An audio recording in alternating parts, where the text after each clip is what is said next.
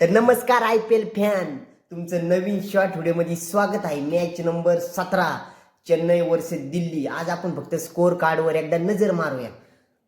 पहिल्यांदी batting होती दिल्लीची, तर दिल्लीची बॅटिंग कुणी चांगली केली तेच आज आपण बघूया. तर दिल्लीकडून म्हणता येतं KL राहुल 77 रन 51 बॉल, म्हणजे कमबॅक एकदम चांगला झाला.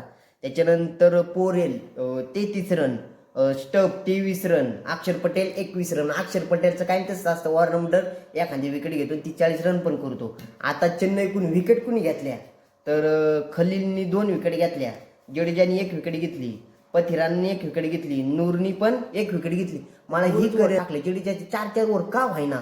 एवढा आंतरराष्ट्रीय प्लेअर आहे, जगातला 1 नंबरचा ऑलराऊंडर, त्याच्या 4-4 ओव्हर म्हणजे व्हायनात. बॉलिंग चांगली व्हायना, ती नियोजन नीट फिट बसाना. चेन्नईची ती एकदम डाऊनच झाली. काय होतंय का नाही यंदा. आता सुपर किंगची बॅटिंग बघूया. नेमकं चेन्नईसाठी बॅटिंग कुणी काय केलं, नेमकं कुणी इज्जत ठेवली ती बघूया आज. Shankar, Vijay Shankar 69 run, MS Dhoni 30 run, 26 ball 30 run, वा.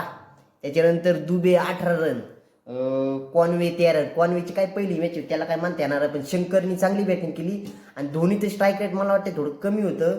धोनीनी 26 बॉलात 50-60 रन केले असते, 100% चेन्नई जिंकली असती.